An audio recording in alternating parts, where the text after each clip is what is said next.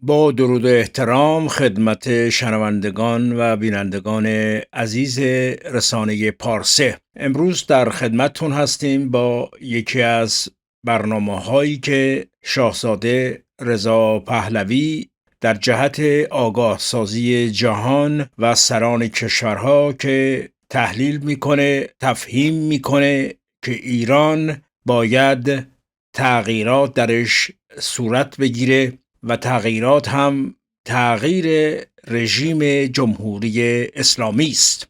مرتب شاهزاده داره با شبکه‌های خبری مصاحبه میکنه و شبکه‌های خبری هم که به انگلیسی هست حتما کشورهای دیگه، سران کشورها، نمایندگان مجلس کشورها، کسانی که میتوانند حمایت کنند مردم ایران رو در جهت تغییر حکومت، چون 90% مردم، 95% مردم با این حکومت دیگر همراه نیستند.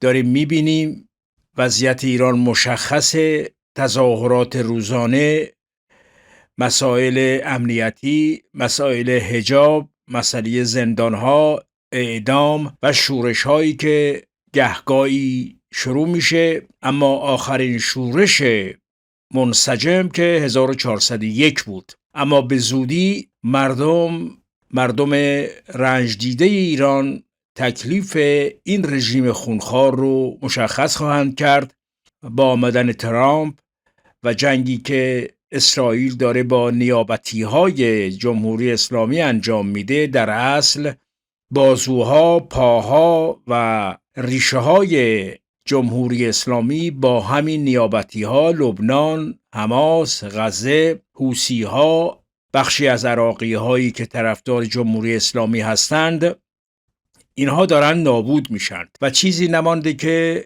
خود سید علی و رژیمش رو مردم ساقط کنند.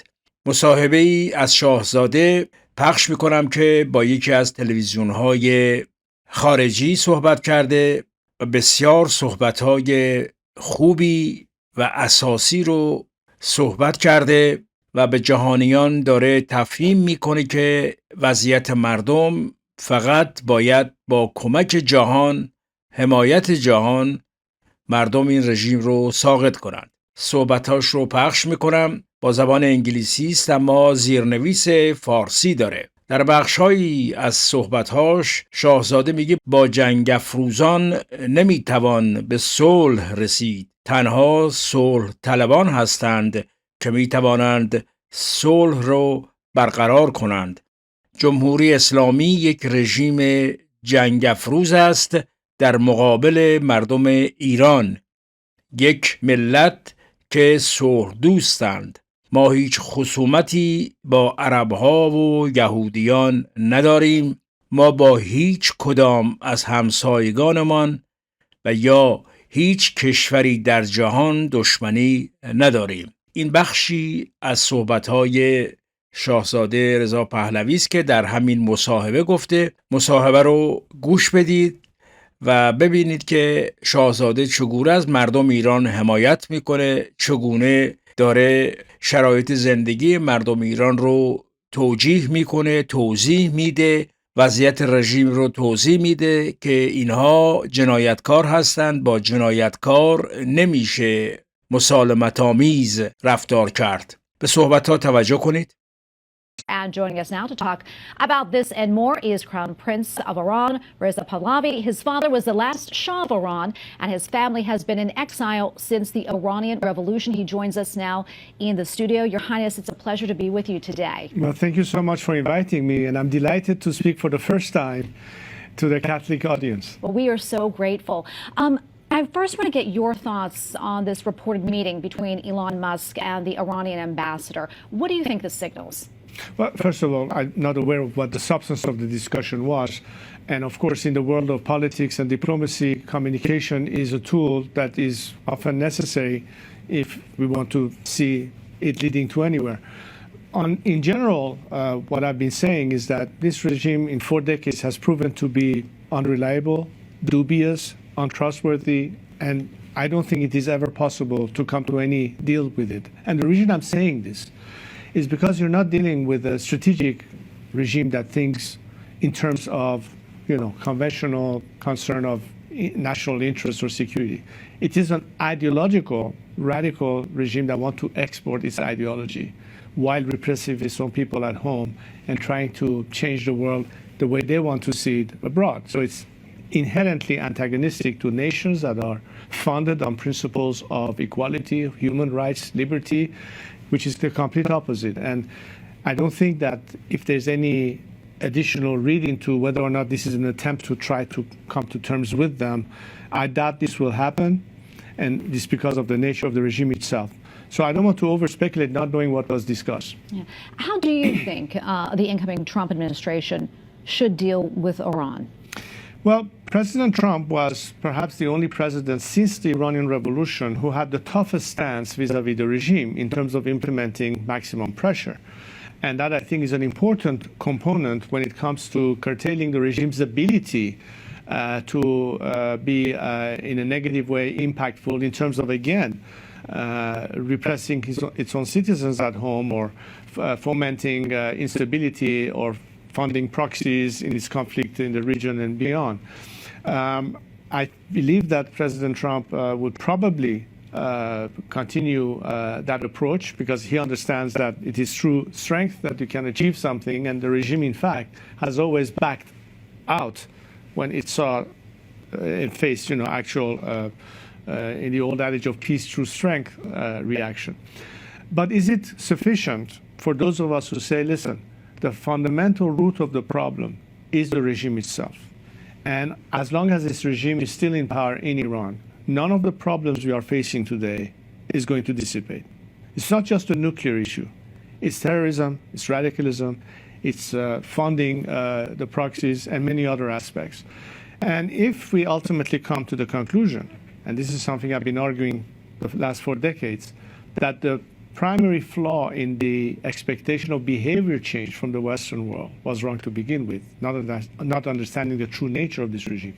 The real solution is ultimately regime change, not because you say so, but mostly because the Iranian people say so, because they're fed up with the system, and they know that despite the fact that they try to bring change by means of reform, it can't be done. The only solution is ultimately go beyond this regime so we can have a completely different set of circumstances that will be both important to the nation in terms of being liberated, but also its immediate impact on the world as we have seen it since the regime took over. So the elimination of all the potential threats that this regime represents. Yeah. What would that look like, a regime change? How would that take place in your mind? Well, look, the process has to be based on civil disobedience, domestic defiance, and reactions. I think it can culminate in terms of labor strikes that can paralyze the system and force it to collapse. And obviously, once the regime collapses, we have a transition period within which time, in fact, the Iranian people will be able to have their elected representatives debate the future of the nation, the constitution, the laws, and the ultimate form that it could take. It's a process like anything else. And this is what the secular democratic opposition is mobilizing itself for, both inside Iran and what needs to be done there, but also what we can do internationally in terms of bringing as much support as possible for the Iranian people to have an actual chance of success, which is why I would hope that President Trump in his second term will not focus only on one aspect, which is important, which is the maximum pressure, but also parallel to that, incorporate a policy of maximum support.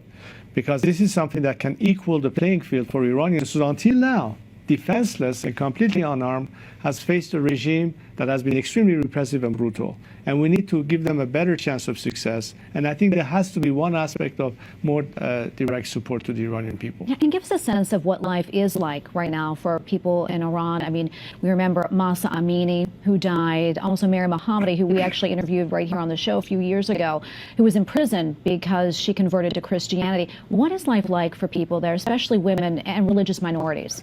Well, it's basically loss of opportunities, discrimination, Women were the first victims being treated as second-class citizens as opposed to what it was before the revolution. The regime immediately antagonized religious minorities, forcing them to flee the country. Baha'is, Jews were the first target. Christians lately have been the second target. And as a whole, I think every Iranian that has lived in Iran for the past 4 decades finds that they are completely disenfranchised, and the regime is only represented by a core group of fanatics, radicals, who only think alike with them to the detriment of 90% of Iran's society that has been outside of that fold. Which is why we believe, and I believe, that the only formula for Iran is to have a secular democratic system that guarantees the rights of every individual, that guarantees under the law their human rights, their equality, the freedom of their faith, the liberty that can only occur when there's separation of religion from state. I like to emphasize this point the most because I think it's not under a religious system that you can achieve those liberties and equalities. But as long as you have a clean separation, and the proof is in the pudding, as we say, look at America and the fact that religions here are free to do what they want. You can have your mosque, your synagogue, your church, or what have you, and nobody's going to come and defy that right. These are the kind of liberties, social liberties, political liberties, ethnic freedom, whatever it is that is the concern of the Iranian citizenry. At the end of the day, all of this can only be achieved when they're guaranteed a system that give them those equal rights, and that's the only way I can see the nation prosper. Yeah, and life was much different before the Iranian Revolution. Some people may not remember that. Can you just give us a little snippet of what it was like? Well, I'm glad you asked this question. Look, Iran has been a country that for centuries had different, it's a mosaic of different ethnicities, religious groups that live happily together in peace. There was never an issue. I remember when I was growing up, in Iran, people in the streets will not look at each other by defining them as to what ethnicity they represent or what faith do they have. We were all Iranians. Who cared if you were Jewish or Muslim or Baha'i or what? And the regime has created this divide by trying to, atomize society, have people find or try to lead people to conflict. But fortunately, the Iranian people have not been duped by that. They quickly realize what this regime is doing. And in fact, you mentioned Mahsa Amini. If you look at the fact that the entire nation rose, irrespective of what part of the country they were from. They were from Baluchistan, from Azerbaijan, from Kurdistan, different faiths, different religion, with one common slogan, asking for liberty and death to the dictator. That shows the solidarity of a very diverse society, but their ask and commonality of interest is one and the same. So do you feel the people of Iran are ready for a change? They are beyond ready because they are already on the streets, and that's my entire point. I think the element that brings the change in Iran decisively are the people of Iran themselves. The people on the streets are doing that. But they need more encouragement, more support, more guidance. And that's part of the job that I think I have in trying to help them with the transition post-regime, but also in this stage, what we need to do to mobilize ourselves to bring this regime down. And that's the part that my message to the world has always been. Why don't you invest this time on the people of Iran themselves? Have faith and trust in their wisdom, in their logic, in their aspirations, which is the same that you would have here in America or in France or any free countries. The very same principles of liberty and human rights are the desire and aspiration of the Iranian people. It's not that of Khamenei and his clique, mind you. That's the total opposite. But you've been focused only on this regime for 45 years and counting. The Iranians have not been brought into the equation as the solution to the problem.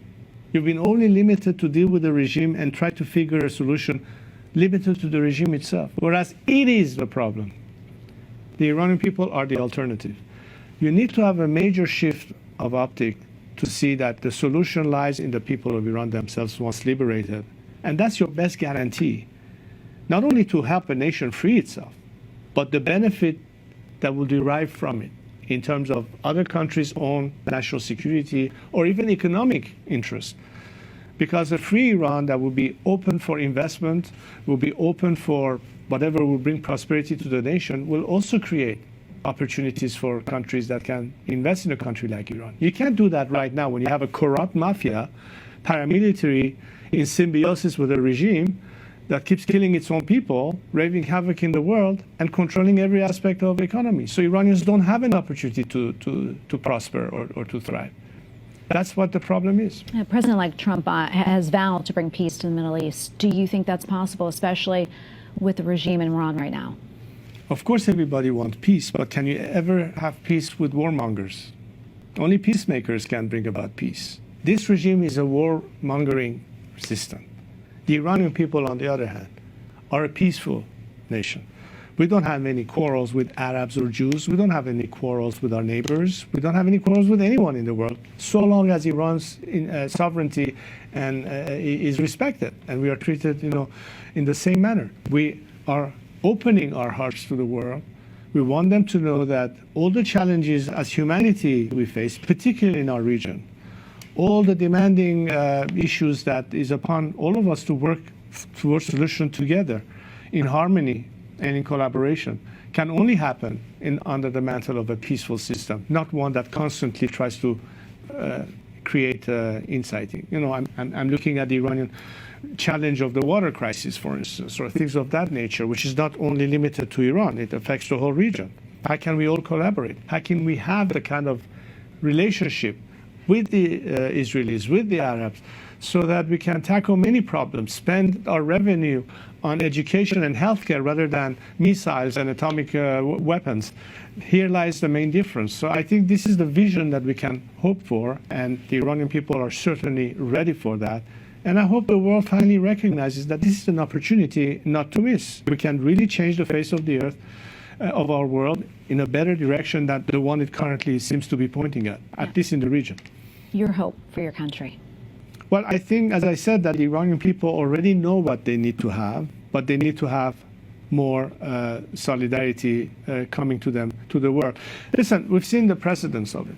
We've seen the precedents of it going back to the era where the Soviet Union finally collapsed, when Ronald Reagan stepped in and did what he had to do to ultimately put an end to the totalitarian communist system in the world. And we saw as a result what happened in Eastern Europe. Lech Walesa and company, Nelson Mandela and company would not have been successful had there not been some element of support for them.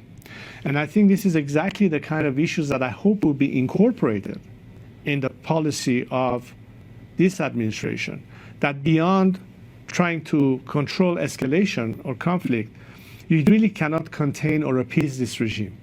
You ultimately have to find a solution beyond the regime. And again, I say not because you say so, but because that's the actual ask. But see if that actual ask actually meets your own standard of principles. You have a natural ally with the Iranian people. They are the actual boots on the ground. You don't need to deploy troops to make that change happen or spend American taxpayers' money on it. You can, in fact, use frozen assets of the Iranian people and redirect it and repurpose it to support them in their challenges. So the solution is right there in front of our face. So there has to be, I think, a pivot from what has been the traditional way of looking at Iran. And at this point, knowing that you have 95% of Iran's society that don't want this regime anymore. This regime is becoming more and more isolated every day. Former reformists have given up on that concept. They are not converging with those of us who have always argued that a secular democratic alternative is in the best interest of our nation, and I think for the free world. So that's the challenge in front of us, and what we could do with it sooner rather than later, and not have more opportunity cost to a nation that deserves much better than what it has. Yeah, before we wrap up our conversation, do you have any messages for our audience? Well, I think when we believe that a lot of what inspires people around the world to have compassion, to care, to understand what suffering happens when there's injustice, when there is repression, it behooves any human being to take action, not to be silent. How they choose to do it, by action, by prayer, by help. There are so many ways. But it's the idea of feeling connected. And what I would like to say is that, I say in my talk to my fellow citizens, I want to move the needle from hope to belief. that we should go beyond hoping for a better world, but believe that we can actually get it done. And the quickest way, I think, that you can make the Iranian people know that although they should not count on anything other than their own resolve, but how easier it would be for them if they knew they have a lot of compassion and support from the rest of the world. And that, I hope, is a message that our viewers can convey to Iranians, that they are not alone in this and that there is light at the end of the tunnel. Yeah, absolutely. And we are praying for them for sure. Thank you so much, Your Highness, for coming on this show Thank today. you for We having appreciate me. it. God bless you. Thanks. بسیار صحبت‌های خوبی شاهزاده انجام داد. حمایت جهانی از مردم ایران اساس صحبتش بود که مردم بتوانند با مبارزه با جمهوری اسلامی جسورتر و دلگرمتر این انقلاب رو تموم کنند. رژیم جمهوری اسلامی که مرگ و شهادت رو جشن میگیره، در حالی که ما زندگی و صلح با همسایگانمون در منطقه رو جشن میگیریم. ما انسان هستیم و جشنهای ایرانی رو پاس می‌داریم. جشن نوروز، جشن مهرگان و همه جشنهایی که ایرانیان از سنن 2500 ساله خودشون هست. صحبت قبلی شاهزاده هم گفتگو کرده بود با شبکه خبری نیوز مکس. اونجا هم صحبت‌های بسیار خوبی شاهزاده کرد و خوشبختانه این روزها حسابی فعال هست. شاهزاده داره خودش رو نشون میده، رهبری رو هم در دوران گذار بر عهده گرفته. فقط دشمنان و حسودان و کسانی که ایران رو به شکل واقعی ایران نمیخواهند مخالفت میکنند. گروه‌های سیاسی که 57 باعث به وجود آمدن ملاها هستند مخالفت میکنند و کسانی که نفعی از جمهوری اسلامی میبرند از مخالفان شاهزاده و تغییر حکومت هستند. حالا شما عزیزان هم درباره صحبت‌های شاهزاده، درباره اینکه آیا حرف‌هایی که شاهزاده زد در جهت بهبود روابط کشورهای خارجی، سران خارجی با حمایت از مردم ایران کاری خواهند کرد یا خیر، منتظر پیام‌های شما هستیم. بدرود.